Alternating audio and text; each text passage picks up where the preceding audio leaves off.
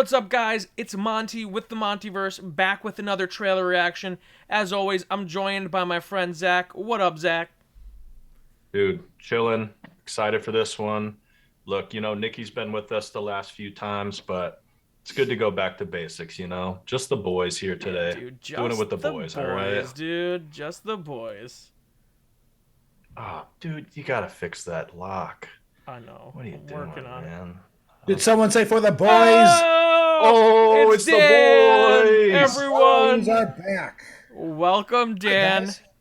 for your first MontyVerse trailer reaction. What's up? I'm thrilled to be here. I mean, Pat, your door was wide open, so I'm like, oh, well, what's going on in here? So I I like a breeze. thought I'd pop in, but I'm glad I did. All right. So today we will be reacting to the first trailer for Marvel Studios' Thor: Love and Thunder. People have been waiting a very long time for this one. I'm excited. Do you guys have any thoughts, or should we just jump right into this thing? Here's my thought. I didn't like Thor Ragnarok. I don't think I'll like this one, but I'll give it a fair shake, all right? That's fair.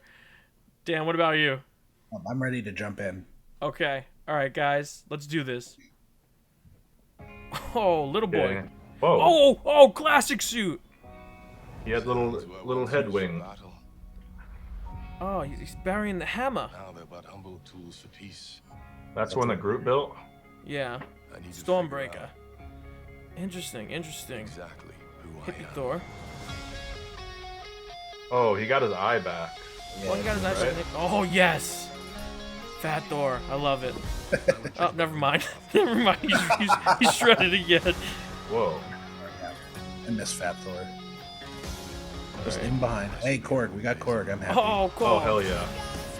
Hey, When I Oh, forgot that okay. he was just like part of the Guardians of the Galaxy. right. No. Is What? that like What? still a thing?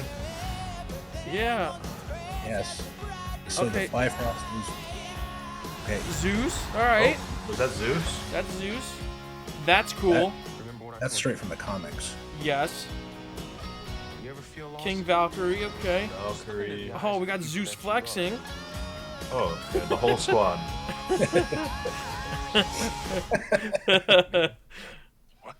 Just What's he doing with those sideburns though? I know. That's a bit problematic. Oh, Oh, Yeah, wait, who is that? Oh, let's go. Lady Wait, Thor. who is that? Okay. All right. Let's before Wait, is that before Natalie I. Portman? Who? That Am I is crazy? Jane Foster as the Mighty Thor. Yes. So, essentially, what happens? Dan, I know you're a huge fan of Yes. Thor, especially this era of Thor in the comic books. Do you Yes, want to that's give us a right. little backstory on the Mighty Thor? Yeah, without going into too deep a dive, at least in the comics, there's a point where Thor becomes unworthy to wield Mjolnir, the hammer. And eventually, Jane Foster, who is dying of cancer, becomes worthy and takes up the mantle of the mighty Thor. Thor is still running around doing things with his big ass axe thing, but he's not wielding Mjolnir. And in his stead, Jane Foster has taken the place of the hammer wielder. Yeah. And that is what this is now referencing.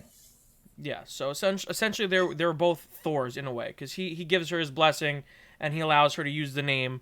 And I think he starts going by Odinson, but he also transitions back to Thor at some point in the comics as well. But before we get too heavy on the lore, because there's a lot of comic stuff in this trailer, I just Yes. want to know what your guys' first thoughts are, because I really dug it. I thought it looked super cool. It looked fun. It looked incredibly chaotic. Um, I don't know what's going on with Peter Quill's sideburns. Don't love that. I don't know why Thor was apparently a pirate for a while, but that looks exciting. Other than that, I don't know, man. That was just weird. I suppose for you guys, the lore folks, there was probably a lot there to dig into, but to me, it just looked like pure chaos. I mean, maybe I can make some things clearer, but Dan, you go ahead. Yeah, I think what I'm excited about is this looks like it's going to be kind of an adventure across space. We're going to be going to these different worlds. Thor is going to be kind of finding himself after the events of Infinity War and Endgame. He has some soul searching to do that he looks like he's doing with the Guardians, and he's going to be traveling with them, going all these different planets and realms, coming across all these different people and species. So I'm excited to kind of venture further into that realm of the MCU. Yeah, and I think to kind of address like where you see chaos, I think there's some like hints in there about how we could be getting into all of these different things. We see Thor basically essentially what I like the most about this trailer is that they're going to address Fat Thor. They're not just going to wipe it from existence, because that was always a problem. I was always worried that they were going to do that in this movie. It was just going to be Hemsworth was going to show up and he's ripped again. But I like how it's going to address it. Oh, you know, he had to work to get back into shape, and it's going to show us a little bit of that journey. Whether it is like 5 minutes or like a half hour of the movie, it will be there in some way, shape, or form, which I like, because I like that journey that Thor went through from Ragnarok through Endgame.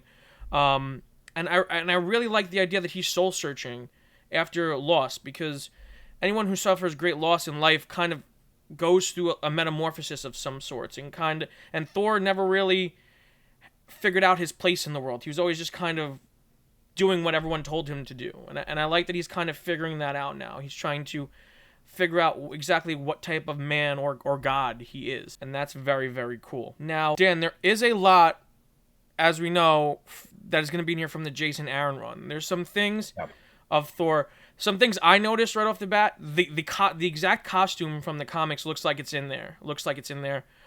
There's some panel recreations in there as well. Right. And we know that we are getting Gorr the God Butcher played by Christian Bale, which I don't think we saw in this trailer. That was the one thing that was a little surprising, is that right now the only conflict that has been hinted at is kind of the internal conflict within Thor. We don't know any other villains at this point, at least outright. Maybe if that is in fact Zeus that has been hinted is maybe an antagonist, I don't know. Historically not, but we don't know who the main antagonist is from this trailer. Yeah, I was going to ask about that because I didn't see any villains. The only person from the trailer that I thought maybe was Zeus potentially. He looked like he was, I don't know, living his best life, surrounded by gold and decadence, and maybe he's just kind of like the kind of like smarmy, egotistical type of villain potentially. Another Grandmaster type. Yeah, I mean, there is a villain in this movie. The villain will be a character called Gorr the God Butcher, portrayed by Christian Bale. He's fairly new in the comics, maybe about 10 years old, maybe a little bit less, and he's really in the pantheon of Thor villains. He has become very, very well known and very, very popular. Dan, do you want to give us a little backstory on Gorr to kind of like get Zack up to date on the character? I don't want to spoil too much just because we didn't get much in the trailer, but essentially Gorr is this character who has a vendetta against all gods, Norse, Egyptian, Olympian, so on and so forth. If you consider yourself a god with power and oversee something, he wants you dead. Essentially, he looks like Voldemort with this dark magic, like essentially with like the dark saber is kind of the easy way to describe it. Voldemort meets the dark saber. Yes, Sounds he has pretty this sick. god-killing sword called the Necro Right. Sword. Yes. And so his whole beef is going from realm to realm, planet to planet, killing gods, and essentially letting the people who were serving under him know that they will no longer be oppressed, whether rightly or unrightly, by gods anymore. Yeah, and I think that's going to add a layer of mystery and intrigue to this movie. Because on the surface, I think this trailer is kind of a little bit of smoke and mirrors to it as well, because we're getting a lot of that fun Taika Waititi energy that we got in Ragnarok. But I also think there's going to be a lot of weight to it, because you don't bring in a character like Gorr and not expect there to be some darkness to the movie in parts.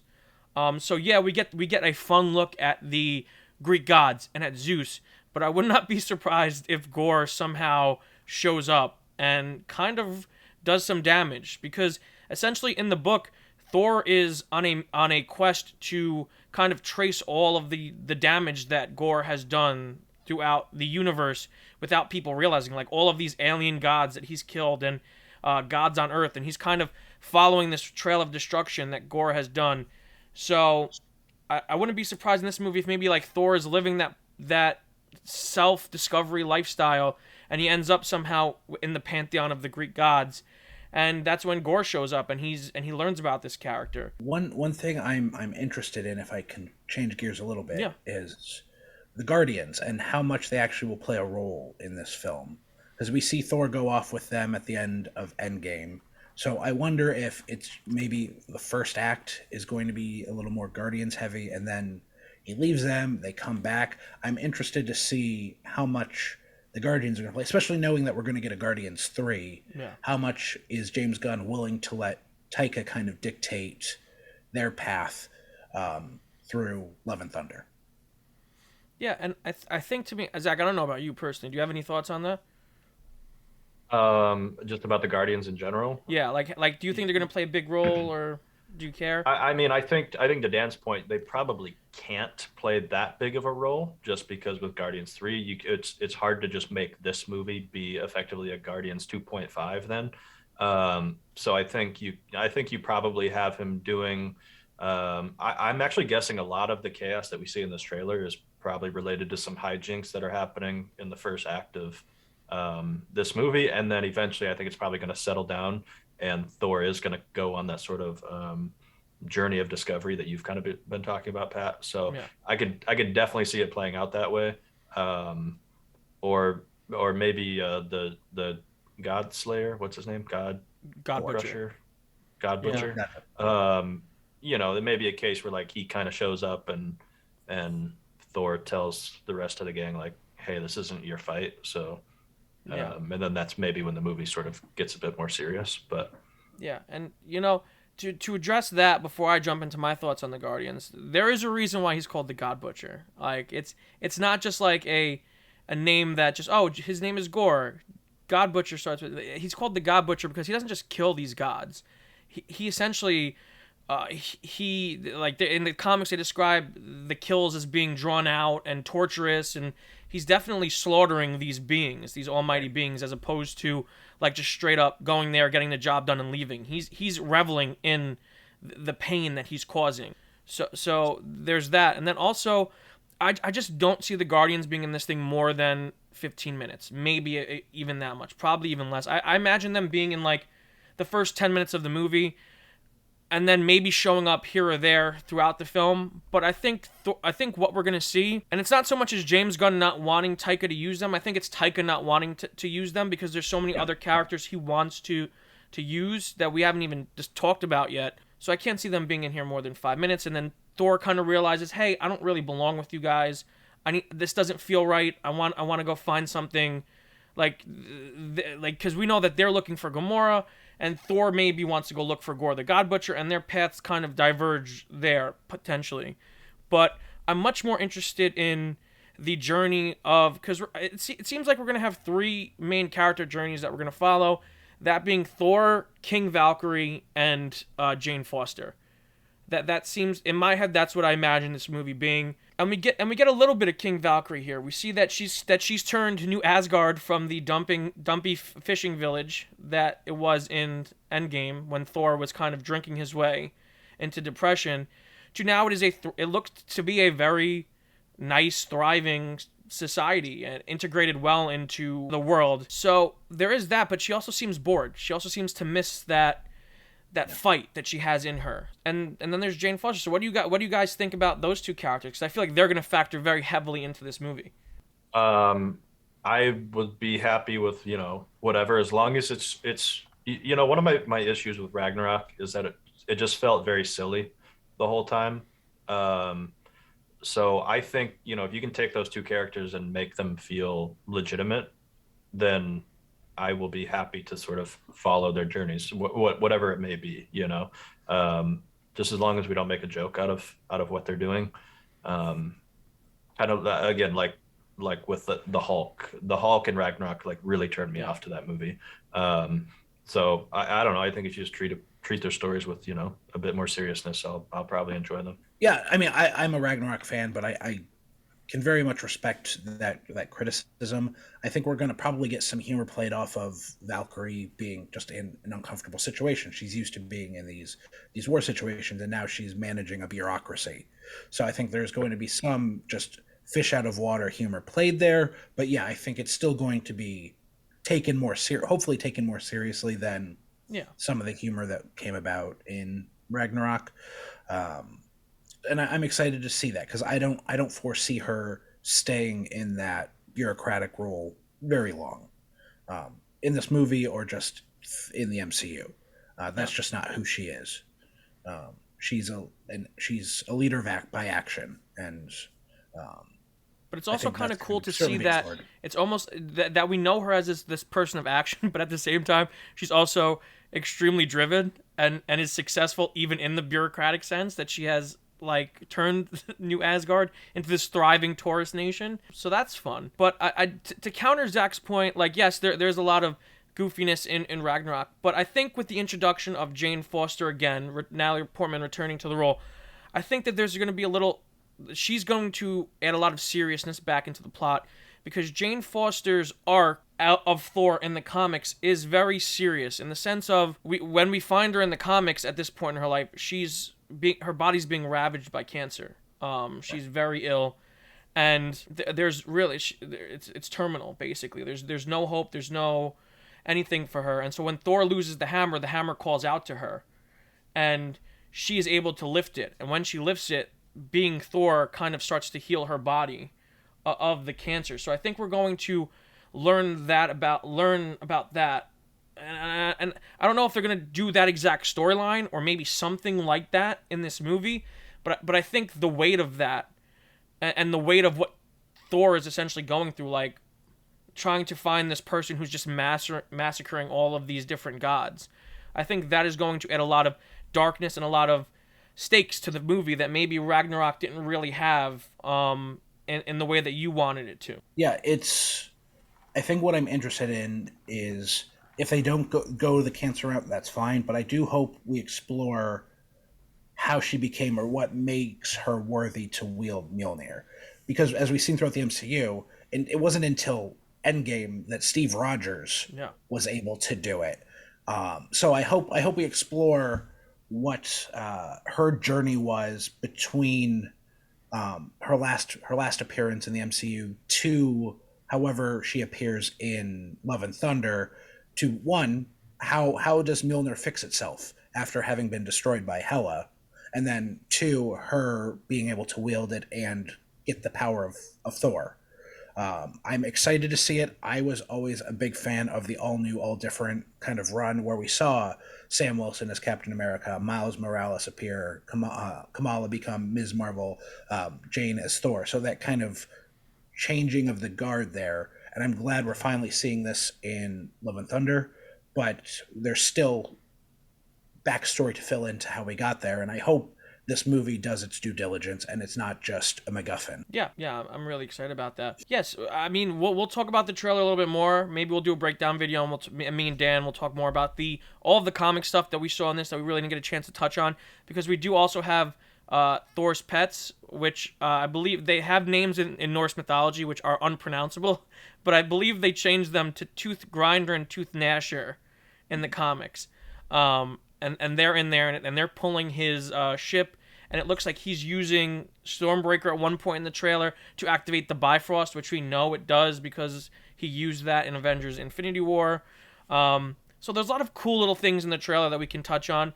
But basically, I want to know what your guys' final thoughts are on this, and really if you're excited or not. The reason why I like doing this reaction with you two guys is because you both had very different opinions on Thor Ragnarok and the character of Thor. I know, Zach, you didn't like it very much, and Dan, I know you liked it a lot. You're kind of with me on that, and that we both really liked it, and that you're a fan of the Thor character from the comics. So I kind of want to know what you guys, coming from those two sides, did this trailer kind of sway you to be excited for this movie, or are you kind of a little apprehensive about it? Zach, let's start with you. Look, I thought the trailer was fun, but I've got kind of a history now between Ragnarok. I don't think anybody really liked the Dark World.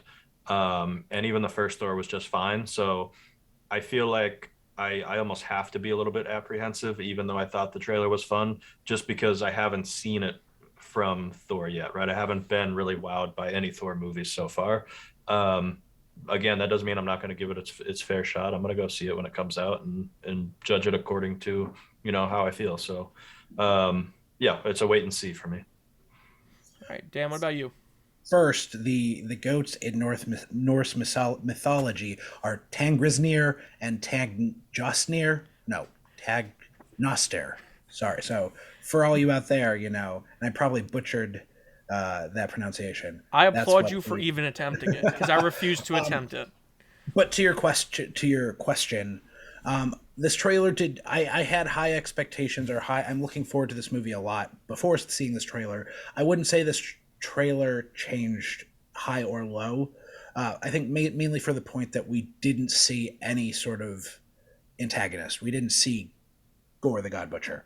So until we get that might bump it up some. But right now, it didn't diminish my anticipation for the film.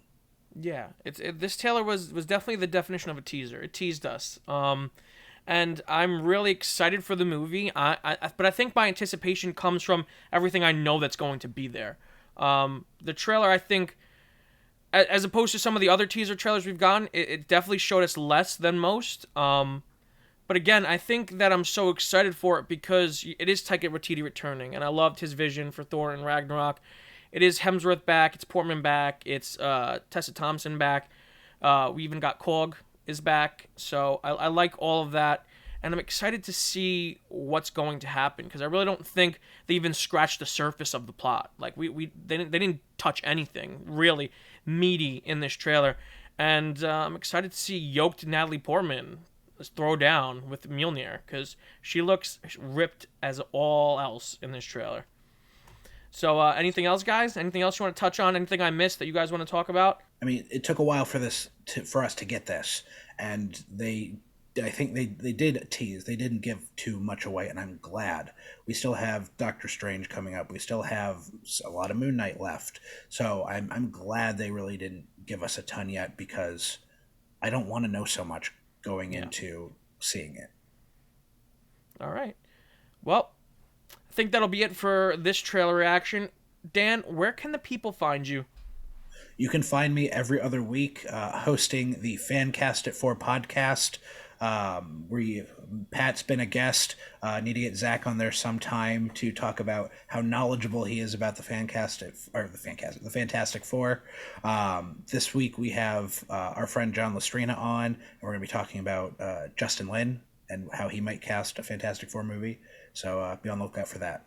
Yeah, the podcast is great, guys. Such a cool concept. I was a guest on it. I loved being a guest. All the episodes after mine, each episode just keeps getting better and better. Definitely recommend checking out the Fancast It 4 podcast, wherever podcasts are found, and on YouTube, the Fancast It 4 podcast. Zach, where can the people find you? You can find me on Twitter at hi, my name is Zach M, and that's about it. All right. And you guys can find me on the MontyVerse. You can find me occasionally on the Fancasted 4 podcast.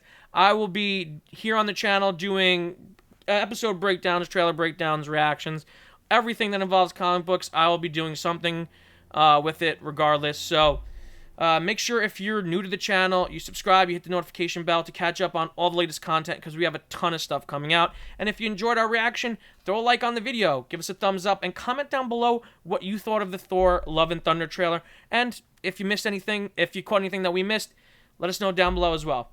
Until next time, guys. Catch you later. Peace.